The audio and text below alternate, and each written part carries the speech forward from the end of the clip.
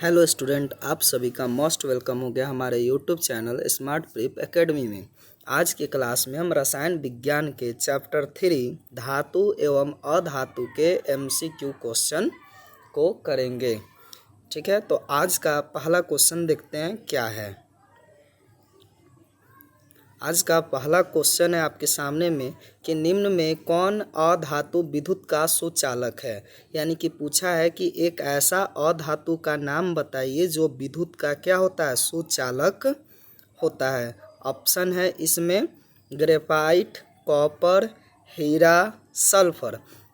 तो एक अधातु जो होता है उसका नाम होता है ग्रेफाइट। ये ग्रेफाइट जो होता है ये विद्युत का क्या करता है, सुचालक है। अब नेक्स्ट क्वेश्चन को देखते हैं। अगला क्वेश्चन है निम्न में किस धातु को केरोसिन में डुबोकर रखते हैं। ऑप्शन है सोडियम, मैग्नीशियम, जिंक, मेलेडिनम। यानी कि कौन सा धातु, ऐसा कौन सा धातु है जिसे हम केरोसिन तेल में डुबोकर रखते हैं। तो इसका आंसर हो जाएगा सोडियम। सोडियम एक अति अभिक्रियाशील धातु होता है जिसे यदि हम वायु के संपर्क में लाए तो ये वायु के ऑक्सीजन के साथ क्या करता है, जलना प्रारंभ कर लेता है। इसीलिए इसको केरोसिन में डुबोकर रखते हैं। तो इसका आंसर हो गया सोडियम। नेक्स्ट क्वेश्चन देखते हैं। अगला क्वेश्चन है निम्न में कौन अधातु पानी में डुबोकर रखी जाती है। ऑप्शन है श्वेत फास्फोरस, लाल फास्फोरस, सल्फर, आयोडीन। यहाँ पूछा है कि कौन सा एक ऐसा अधातु है जिसे पानी में डुबोकर रखा जाता है। तो इसका आंसर क्या हो जाएगा, श्वेत फास्फोरस। यानी कि श्वेत फास्फोरस जो होता है इसको पानी में डुबोकर रखा जाता है। अगला क्वेश्चन है आपका ताम्र एवं टीन के मिश्र धातु को क्या कहते हैं। यानी कि ताम्र और जब हम टीन को आपस में मिलाएंगे तो कौन सा मिश्र धातु बनेगा। ऑप्शन है पीतल, कांसा, सोल्डर, डोलारामीन। तो इसका जो आंसर हो जाएगा, यानी कि तांबा और टीन को जब आपस में मिलाइएगा तो एक नया तरह के मिश्र धातु बनेगा और उस मिश्र धातु का नाम होगा कांसा। तो इसका आंसर हो जाएगा क्या, कांसा। ठीक है, अगला क्वेश्चन देखते हैं। अगला क्वेश्चन है स्कूल की घंटी धातु की बनी होती है क्योंकि वह, स्कूल की जो घंटी होती है वो किस धातु की बनी होती है, उसमें कैसा गुण होता है, सोनरस का, चालक का, तैन्य का, आघातवर्धीय का। तो यानी कि स्कूल की जो घंटी होती है वो धातु की बनी होती है क्योंकि उसमें क्या होता है, सोनरस का गुण होता है। तो इसका आंसर क्या हो जाएगा, सोनरस। यानी कि सोनरस मीन्स होता है क्या, धातुई ध्वनि। यानी कि धातुओं को पीटने पर एक विशेष प्रकार की ध्वनि उत्पन्न होती है, उसे ही हम क्या कहते हैं, धातुई ध्वनि। तो ठीक, नेक्स्ट क्वेश्चन को अब देखते हैं। अगला क्वेश्चन है सीसा और टीन की मिश्र धातु को कहते हैं। ऑप्शन है सोल्डर, स्टील, गन मेटल, उपधातु। यानी कि जब सीसा और टीन को हम मिलाएंगे आपस में, तो सीसा और टीन को मिलाएंगे तो एक नए तरह का मिश्र धातु बनेगा और उस मिश्र धातु का नाम क्या हो जाएगा, सोल्डर। ठीक है, यानी तो इसका आंसर क्या हो जाएगा, सोल्डर। अगला क्वेश्चन को देखते हैं। अगला क्वेश्चन है निम्न में किस धातु को चाकू से काटा जा सकता है। धातुओं में क्या होता है, अलग अलग तरह धातु जो होती है सामान्यतः ठोस रूप में पाई जाती है, लेकिन सभी धातुओं में एक समान ठोस नहीं होता है। कुछ धातु ऐसा होता है जो अत्यधिक ठोस होता है जिसे चाकू से नहीं काटा जा सकता है। कुछ धातु ऐसा होता है जो मुलायम होता है जिसे चाकू से काटा जा सकता है। तो यहाँ ऑप्शन है मैग्नीशियम, क्रोमियम, सोडियम और सल्फर। तो यानी कि सोडियम एक ऐसा धातु है, सोडियम एक मुलायम धातु होता है जिसे हम चाकू से आसानी से काट सकते हैं। ठीक है, तो इसका आंसर क्या हो जाएगा, सोडियम।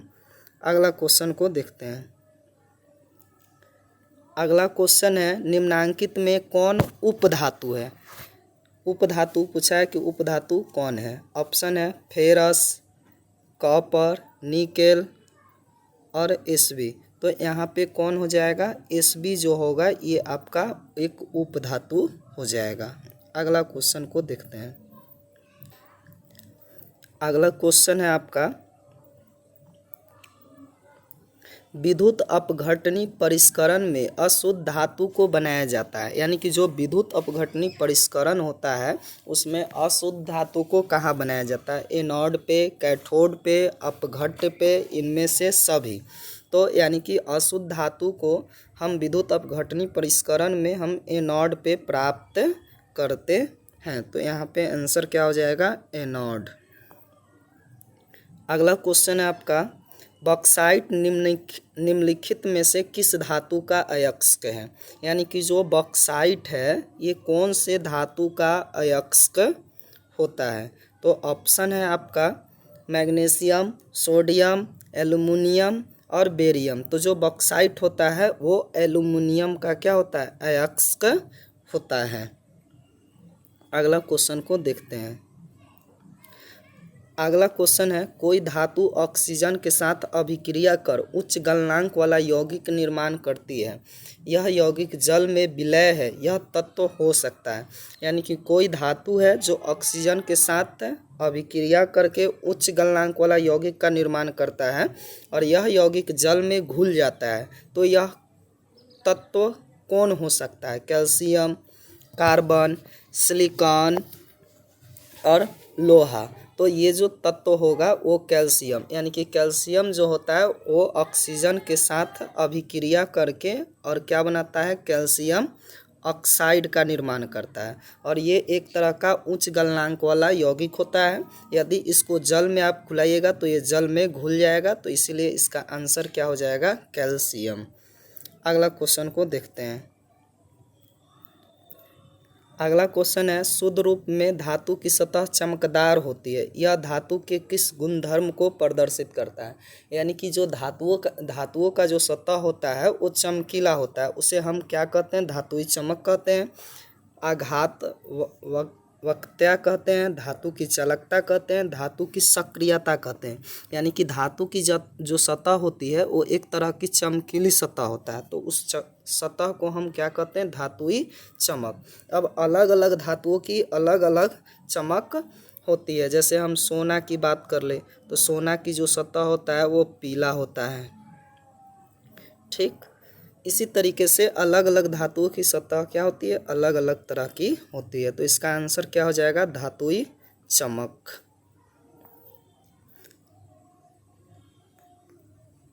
अगला क्वेश्चन है, अगर किसी मिश्र धातु में एक धातु पारद है तो इसे क्या कहते हैं। पारद मिश्र धातु, जिंक मिश्र धातु, अम्लगन और आयरन मिश्र धातु। यानी कि कोई मिश्र धातु है जो धातु पारद है तो इसे क्या कहेंगे, तो इसको कहते हैं अम्लगम, ठीक है। तो इसका आंसर क्या हो जाएगा, अम्लगम।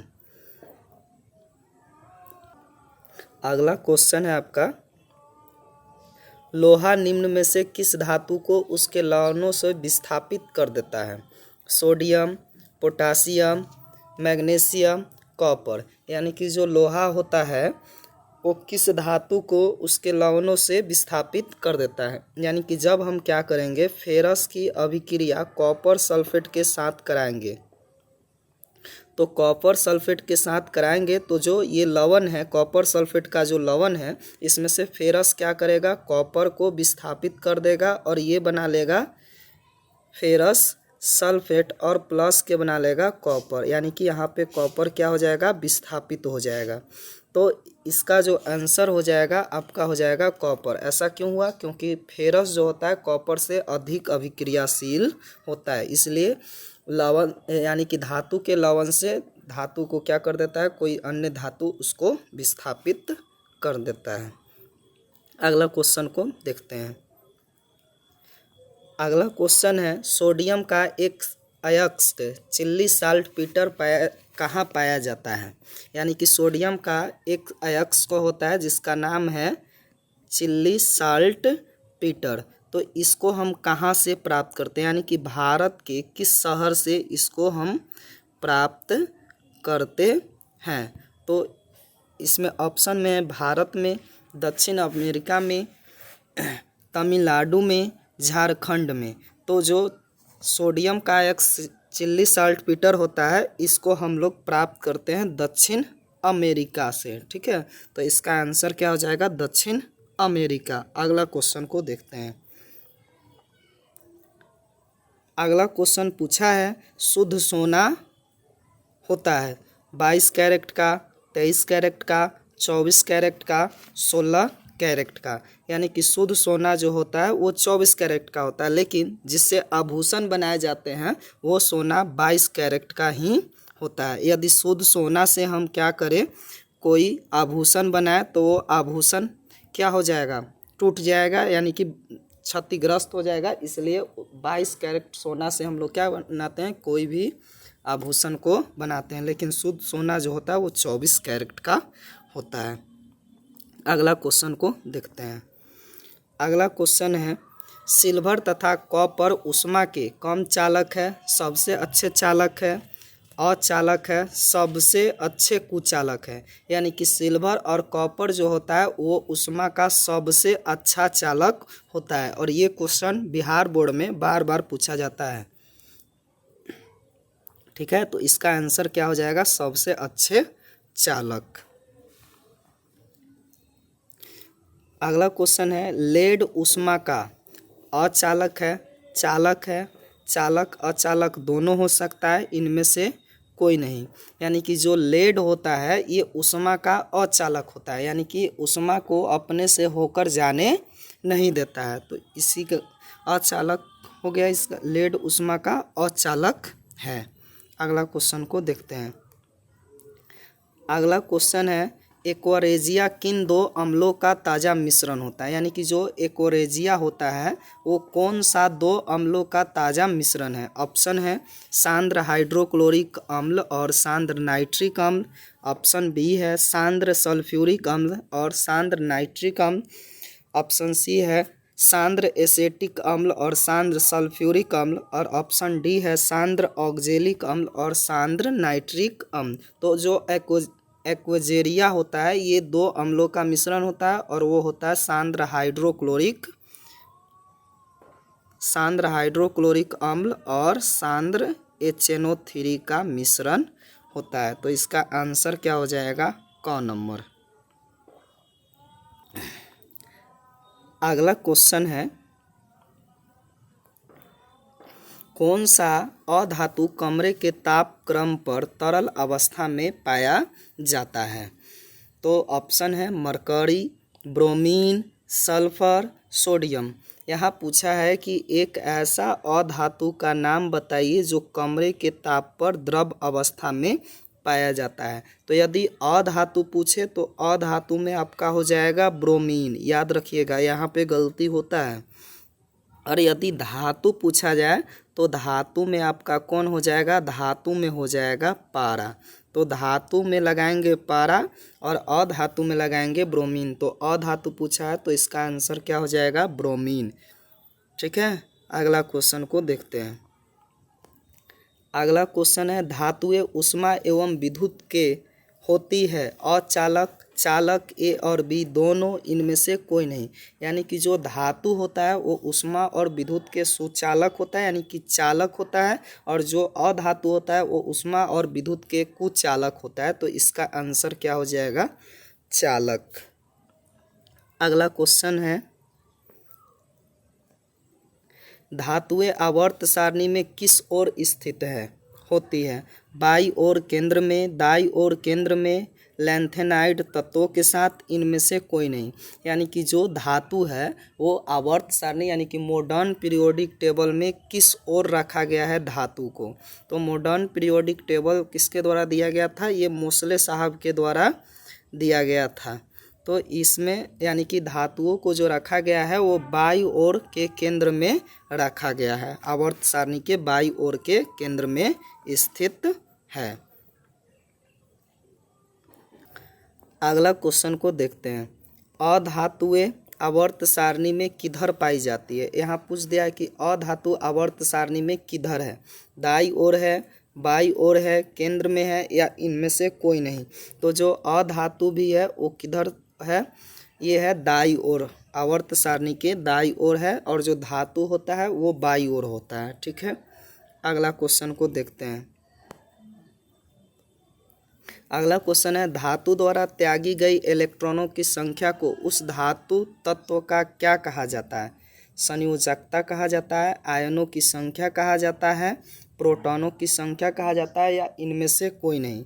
यानी कि कोई भी धातु यदि इलेक्ट्रॉनों का त्याग करता है तो वो धातु का संयोजकता कहलाता है। ठीक है, जैसे सोडियम है, तो सोडियम क्या करता है, एक इलेक्ट्रॉन किसी को देता है। तो जब एक इलेक्ट्रॉन किसी को दिया तो इसका सोडियम का संयोजकता कितना हो जाएगा, एक। तो कोई भी धातु इलेक्ट्रॉन की यदि त्याग करेगा तो इलेक्ट्रॉनों की संख्या उस धातु का क्या कहलाएगा, संयोजकता कहलाएगा।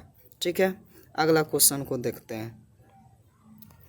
अगला क्वेश्चन है, धातुओं को पीटकर पतले चादर बनाई जा सकती है, इस गुणधर्म को क्या कहते हैं?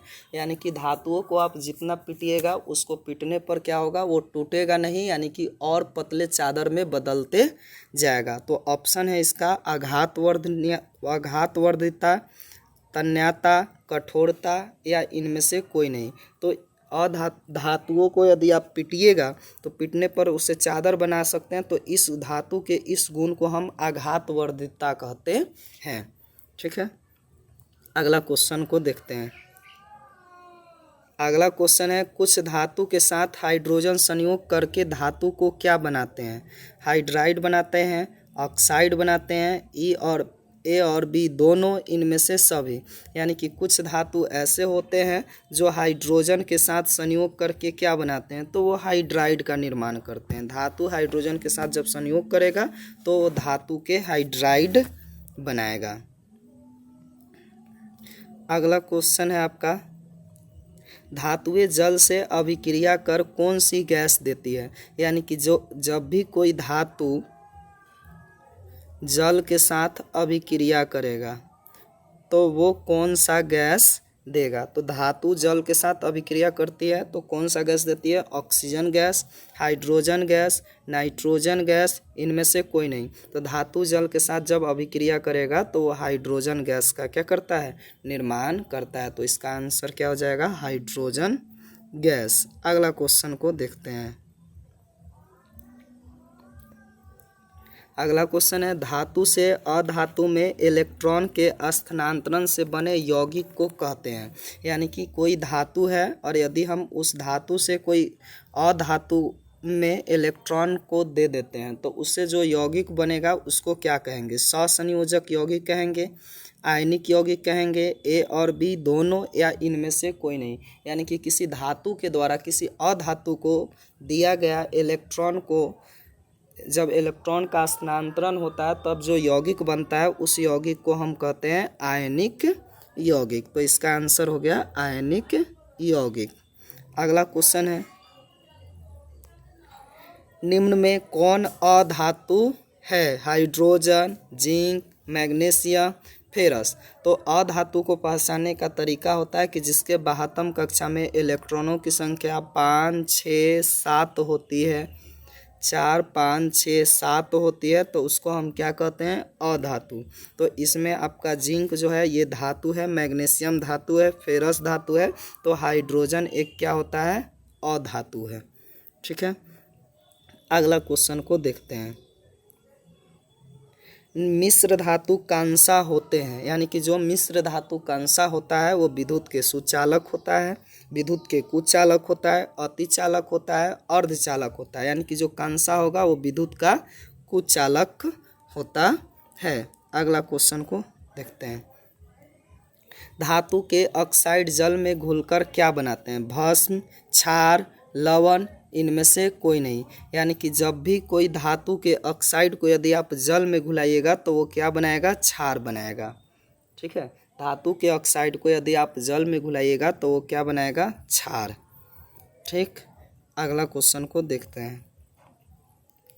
अगला क्वेश्चन है, धातुओं के ऑक्साइड को क्या कहा जाता है? क्षार, भस्म, लवण, कोई नहीं। तो धातुओं के ऑक्साइड को क्या कहेंगे? भस्म, यानी कि जो धातु के ऑक्साइड होता है उसको भस्म कहते हैं और अधातु के ऑक्साइड को अम्ल कहते हैं। ठीक है, अगला क्वेश्चन देखते हैं। अभी क्वेश्चन आ गया कि अधातु के ऑक्साइड जल में घुलकर बनाता है, तो अधातु के ऑक्साइड जल में घुलकर क्या बनाएगा? अम्ल बनाएगा। धातु के ऑक्साइड जल में घुलकर क्षार बनाया था और अधातु के ऑक्साइड जल में घुलकर अम्ल बनाता है। अगला क्वेश्चन है, सक्रियता श्रेणी में सबसे क्रियाशील धातु गोल्ड होता है, सोडियम होता है, मरकरी होता है या कॉपर होता है? यानी कि सक्रियता श्रेणी में सबसे अधिक अभिक्रियाशील धातु जो होता है वो होता है सोडियम, क्योंकि सोडियम वायु के ऑक्सीजन के साथ ही क्या करना शुरू कर देता है? अति अभिक्रिया करके और जलना शुरू कर देता है। तो ये सबसे अधिक अभिक्रियाशील धातु होता है, तो इसका आंसर हो गया सोडियम। अगला क्वेश्चन को देखते हैं। अगला क्वेश्चन है, निम्न में से कौन सी धातु तार के रूप में उपलब्ध है? Copper, magnesium, calcium, lead. यानी कि हमारे घरों में जो तार का इस्तेमाल होता है वो तार किसका बना होता है? तो वो कॉपर का बना हुआ होता है। ठीक है, तो इसका आंसर हो जाएगा कॉपर। अगला क्वेश्चन है, कौन धातु है जिसका दहन चमकदार श्वेत ज्वाला के साथ संपन्न होता है? ऑप्शन है पोटासियम, कैल्शियम, मैग्नीशियम, एल्युमिनियम। यानी कि जैसे ही आप मैग्नीशियम को जलाइएगा तो जलाने के बाद उससे श्वेत रंग की ज्वाला उत्पन्न होता है, तो ये हो जाएगा मैग्नीशियम। यानी कि मैग्नीशियम को जलाने से पहले हम मैग्नीशियम को क्या करते हैं? साफ़ करते हैं, ताकि वो ऑक्सीजन के साथ ऑक्सीजन के संपर्क में आकर जले, और जब वो ऑक्सीजन के संपर्क में आकर जलता है तो श्वेत ज्वाला उत्पन्न करता है। तो इसका आंसर क्या हो जाएगा? मैग्नीशियम। अगला क्वेश्चन है, कौन सी धातु है जो अधिक ताप पर भी ऑक्सीजन से अभिक्रिया नहीं करती है? लोहा, एल्युमिनियम, सोना, पोटासियम। तो एक ऐसा अधातु है जिसको आप कितना भी ताप को बढ़ा दीजिए वो ऑक्सीजन के साथ कभी भी अभिक्रिया नहीं करता है, तो वो हो जाएगा आपका सोना। यानी कि सोना ऑक्सीजन के साथ किसी भी शर्त में अभिक्रिया नहीं करता है। अगला क्वेश्चन को देखते हैं। सोडियम तथा पोटासियम धातु तेजी से अभिक्रिया करता है गर्म जल के साथ, ठंडे जल के साथ, वाष्प के साथ या सभी के साथ? यानी कि सोडियम और पोटासियम जो होता है वो ठंडे जल के साथ तेजी से क्या कर लेता है? अभिक्रिया कर लेता है। तो इसका आंसर क्या हो जाएगा? ख नंबर, ठंडे जल के साथ। अगला क्वेश्चन है, कौन सी धातु जल में डालने पर तैरने लगती है? ऑप्शन है पोटासियम, मैग्नीशियम, कैल्शियम, निकेल। एक ऐसा धातु का नाम बताना है जिसको जल में डालने पर वो तैरने लगता है, तो वो धातु जो होता है वो कैल्शियम। कैल्शियम को यदि आप जल में डालिएगा तो वो तैरना शुरू कर देता है। अगला क्वेश्चन है आपका, धातुओं के ऑक्साइड हाइड्रोक्लोरिक अम्ल के साथ अभिक्रिया कर कौन सा उत्पाद बनाता है? धातु के क्लोराइड प्लस जल, धातु के क्लोराइड प्लस हाइड्रोजन, धातु एवं क्लोरीन गैस, धातु के हाइड्रोक्साइड एवं जल। यानी कि धातु के ऑक्साइड हाइड्रोक्लोरिक अम्ल के साथ जब अभिक्रिया करेगा तो वो धातु के क्लोराइड और प्लस के क्या बनाएगा? जल बनाता है। अगला क्वेश्चन को देखते हैं। अगला क्वेश्चन है, इनमें कौन सी अधातु चमकीला है? यानी कि एक ऐसा अधातु का नाम बताना है जो चमकीला होता है। Sulphur, carbon, iodine, bromine. तो एक अधातु है जो चमकीला होता है, तो उसका नाम क्या हो जाएगा? यहाँ जो होगा एक अधातु का नाम बताना है जो चमकीला होता है, तो इसका आंसर क्या हो जाएगा? आयोडीन। आयोडीन एक ऐसा अधातु होता है जो चमकीला होता है। अगला क्वेश्चन है, धातुओं के बर्तन में खाना बनाया जाता है क्योंकि यह ऊष्मा का कुचालक होता है, अर्धचालक होता है, सुचालक होता है, चालक और कुचालक दोनों होते हैं। तो धातु के बर्तन को देखिएगा कि जैसे ही हम उसको गैस पे चढ़ाते हैं तो धातु की जो बर्तन होता है वो गर्म हो जाता है, यानी कि वो क्या करता है? ऊष्मा का सुचालक होता है, तभी वो जाकर ठीक, तो इसका आंसर क्या हो जाएगा? सुचालक। अगला क्वेश्चन को देखते हैं।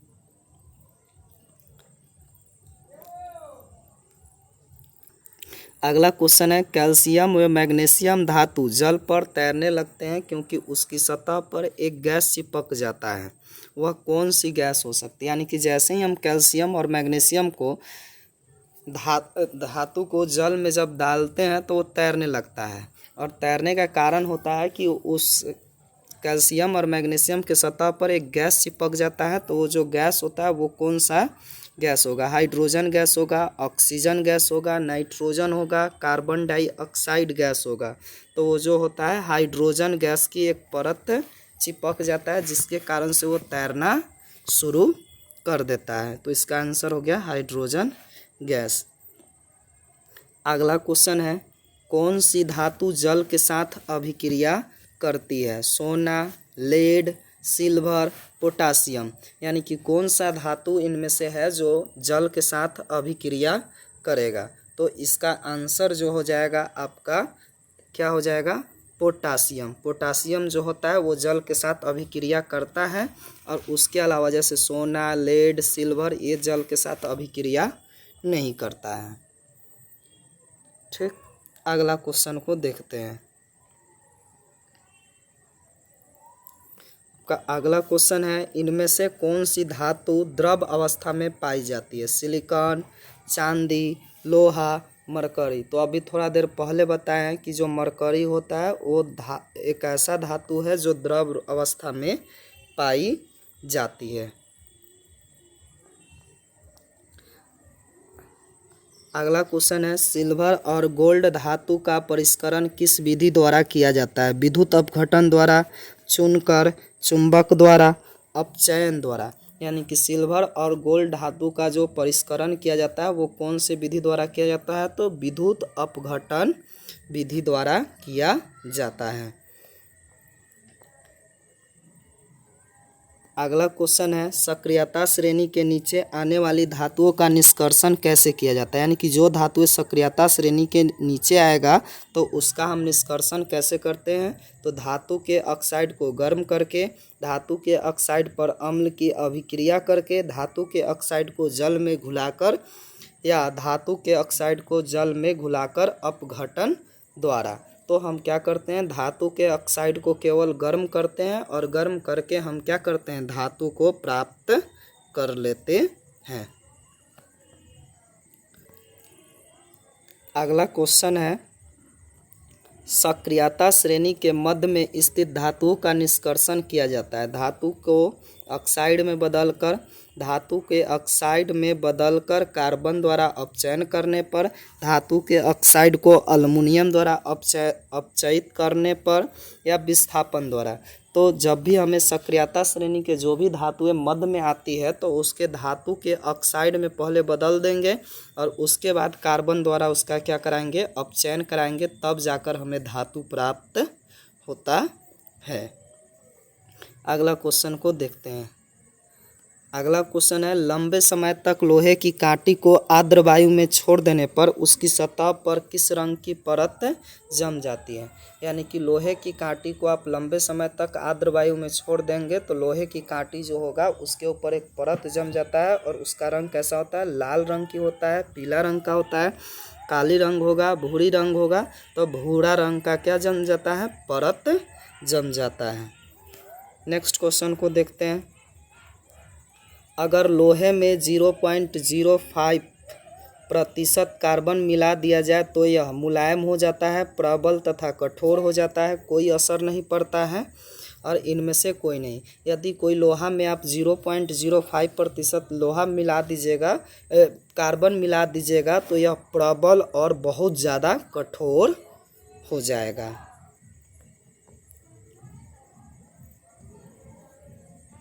अगला क्वेश्चन है, पित्तल है धातु, अधातु, मिश्र धातु, उपधातु? तो जो पित्तल होता है वो एक मिश्र धातु है। अगला क्वेश्चन है, सल्फर के अयस्क के नाम क्या हो सकते हैं? Sulphide, hydrogen sulphide, ferrous sulphide, copper sulphide. भले कॉपर सल्फेट, तो सल्फर के अयस्क का नाम क्या होगा? सल्फाइड। ठीक है, तो इसका आंसर क्या हो जाएगा? सल्फाइड। अगला क्वेश्चन है, इस्पात में कितना प्रतिशत कार्बन है? 3%, 4%, 5%, 2%। तो जो इस्पात होता है उसमें जो कार्बन होता है वो 2% होता है। ठीक है, अगला क्वेश्चन को देखते हैं। अगला क्वेश्चन है, निम्नांकित में से कॉपर के अयस्क कौन हो सकते हैं? क्यूफराइट, बॉक्साइट, सिनेबार, कैलेमाइन। तो जो अयस्क कॉपर का जो अयस्क होता है उसका नाम क्या होता है? क्यूफराइट। ठीक है, तो कॉपर के अयस्क का नाम क्या हो गया? क्यूफराइट। याद रखिएगा, बिहार बोर्ड में इंपॉर्टेंट क्वेश्चन है ये। अगला क्वेश्चन है, आयनिक यौगिक के गलनांक एवं कथनांक उच्च होते हैं, निम्न होते हैं, ना उच्च होते हैं, ना निम्न होते हैं, सभी कथन सत्य है। तो जो भी आयनिक यौगिक होगा उसका जो गलनांक एवं कथनांक होता है वो क्या होता है? उच्च। तो इसका आंसर क्या हो जाएगा? उच्च होते हैं।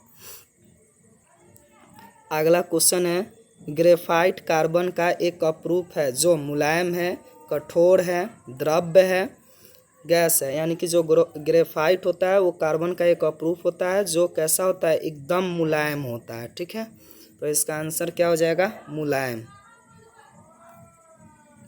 अगला क्वेश्चन है, आभूषण बनाने वाला सोना होता है 22 कैरेट का, 24 कैरेट का, 16 कैरेट का, 15 कैरेट का। अभी थोड़ा देर पहले बताए थे कि जो भी आभूषण बनाए जाते हैं वो 22 कैरेट सोने से बनाए जाते हैं। अगला क्वेश्चन है,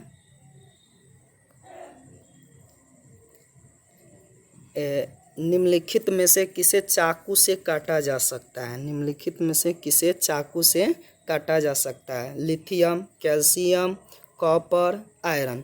कैल्शियम को चाकू से नहीं काटा जा सकता है, कॉपर को भी नहीं काटा जा सकता है, आयरन को भी नहीं काटा जा सकता है। तो इसका आंसर क्या हो जाएगा?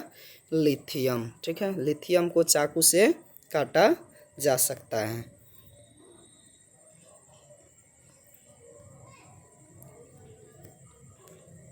अगला क्वेश्चन है, जिस तार से आपके घर तक बिजली पहुंचता है किन चीज़ों की परत चढ़ी होती है? यानी कि तार के ऊपर देखिएगा कि एक रबर जैसा बैंड चढ़ा होता है, तो रबर जैसा बैंड किसका बना होता है?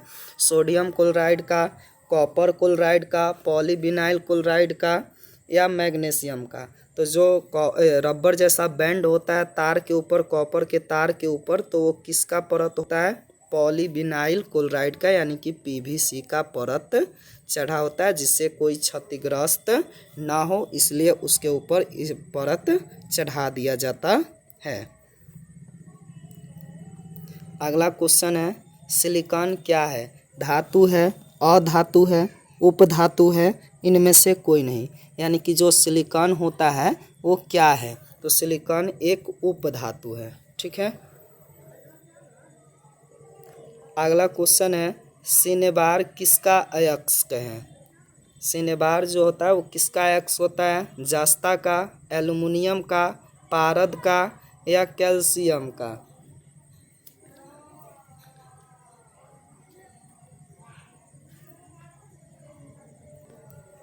यहाँ पर पारद के जगह पे हम क्या यहाँ पर थोड़ा सा सुधार कर लेंगे। पारद के जगह पे हो जाएगा मरकरी।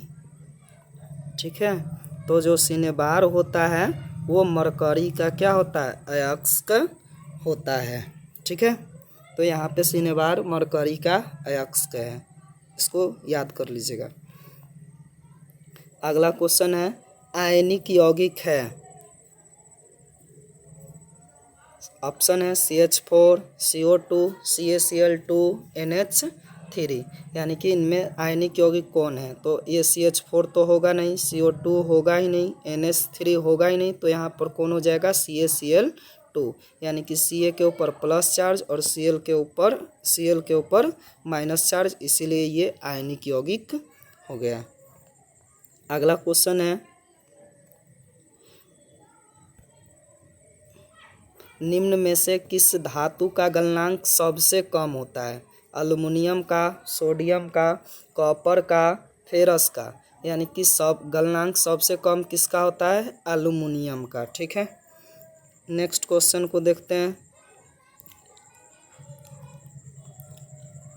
अम्लगम क्या है? पारे में घुली धातु है, सोडियम युक्त मिश्र धातु है, कॉपर का एक यौगिक है, पारे का एक यौगिक है। तो अम्लगम जो होता है ये पारा में घुली हुई क्या होता है? एक धातु होता है।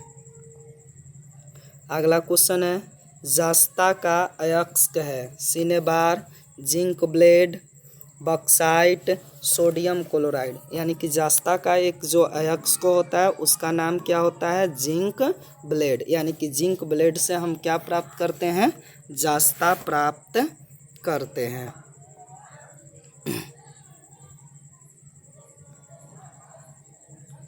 अगला क्वेश्चन है, ग्रेफाइट का उत्पादन एंथ्रासाइट कोयले को किसके साथ मिलाकर गर्म करने से प्राप्त होता है? जिंक के साथ, वाष्प के साथ, बालू के साथ, या इनमें से कोई नहीं। यानी कि जो ग्रेफाइट का उत्पादन हम एंथ्रासाइट कोयले से करते हैं उसको किससे मिलाकर करते हैं? तो बालू के साथ। यानी कि कोयला में बालू मिला देते हैं और उसको मिलाकर और हम क्या प्राप्त करते हैं? ग्रेफाइट को प्राप्त करते हैं। अगला क्वेश्चन है, सल्फर का उपयोग किस विस्फोटक पदार्थ के निर्माण में होता है? H2SO4 के उत्पादन में, एंटीसेप्टिक के रूप में, गन पाउडर के रूप में, इनमें से कोई नहीं। तो यानी कि बोला क्या कि सल्फर का इस्तेमाल हम किस विस्फोटक पदार्थ के निर्माण में करते हैं? यानी कि जो गन पाउडर होता है ना उसके निर्माण में हम सल्फर का क्या करते हैं? इस्तेमाल करते हैं।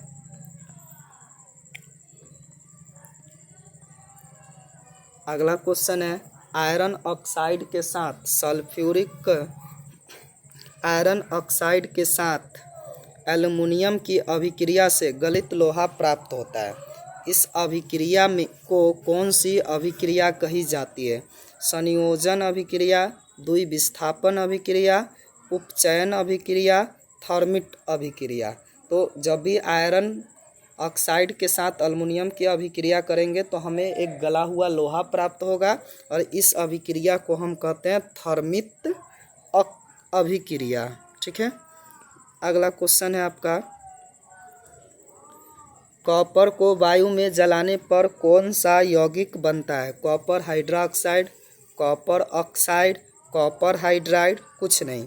यानी कि जैसे ही आप कॉपर को जलाइएगा वायु में तो क्या बनाएगा? तो कॉपर ऑक्साइड बनाएगा। ठीक है, अगला क्वेश्चन है,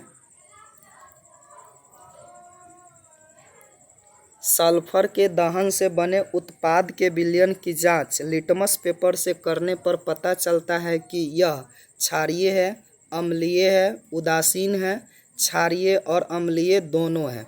यानी कि जैसे ही आप सल्फर का दहन कराएंगे तो उससे हमें एक उत्पाद प्राप्त होता है।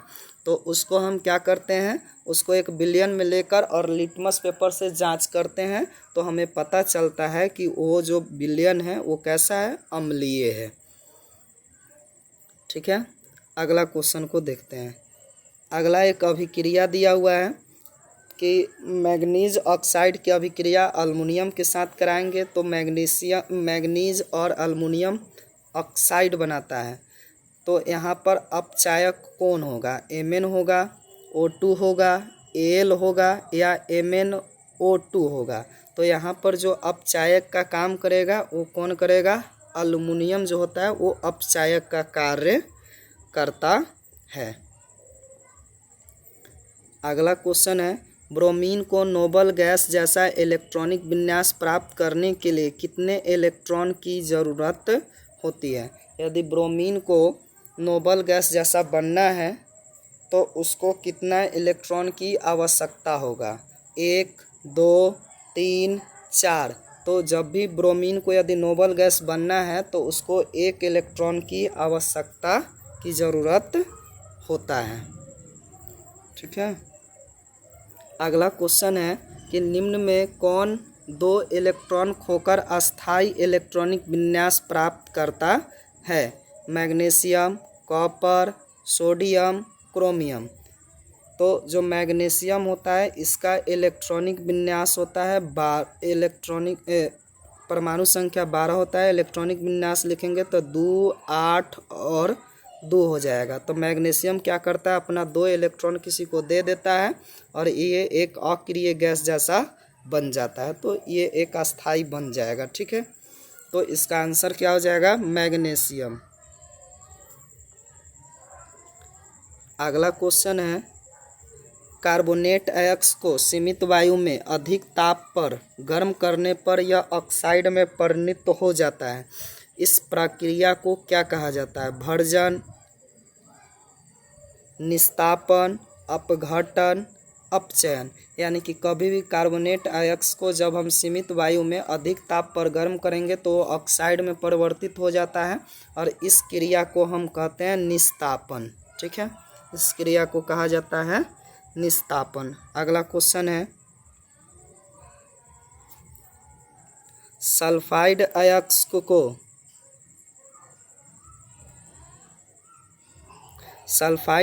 को वायु की उपस्थिति में अधिक ताप पर गर्म करने पर यह ऑक्साइड में परिवर्तित हो जाता है।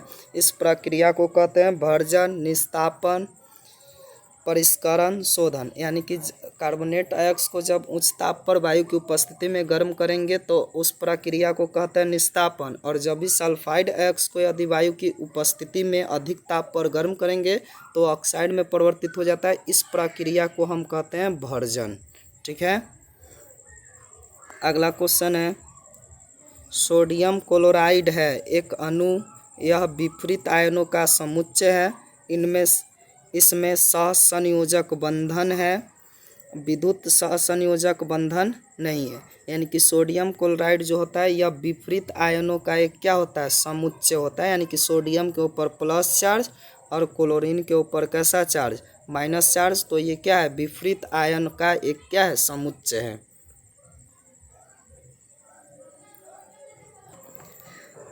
अगला क्वेश्चन है, निम्न में कौन सा उपधातु है, जिंक, कैल्शियम, जर्मेनियम, कार्बन।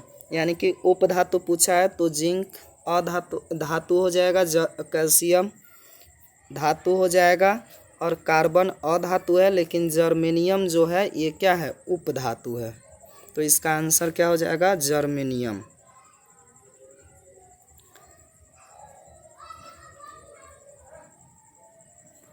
अगला क्वेश्चन है, नाइट्रिक अम्ल किस प्रकार का अम्ल है, यह दुर्बल अक्सीकारक है, यह प्रबल अक्सीकारक है, यह प्रबल अवकारक है, यह दुर्बल अवकारक है। यानी कि जो नाइट्रिक अम्ल होता है यह एक प्रबल अक्सीकारक होता है। यानी कि जब भी कोई धातु किसी के साथ अभिक्रिया नहीं करती है तो इसको उसमें अभिक्रिया करने के लिए डाला जाता है।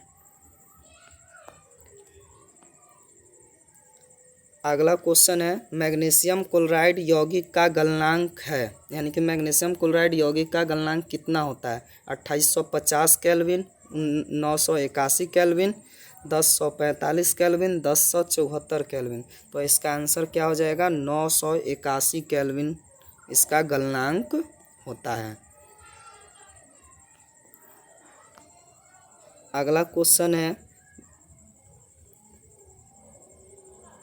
विद्युत संयोजक यौगिक गलित अवस्था में विद्युत का चालन करता है क्योंकि उनके आयनों के बीच ताप के कारण स्थिर वैद्युत आकर्षण बल कमजोर पड़ जाता है।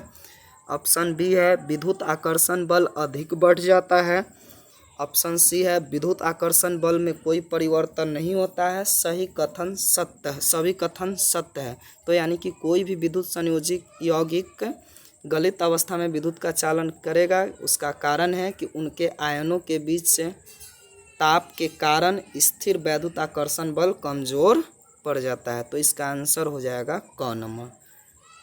ठीक है, यदि आपको वीडियो अच्छा लगे तो मेरे चैनल को लाइक एंड सब्सक्राइब ज़रूर करें। ठीक है।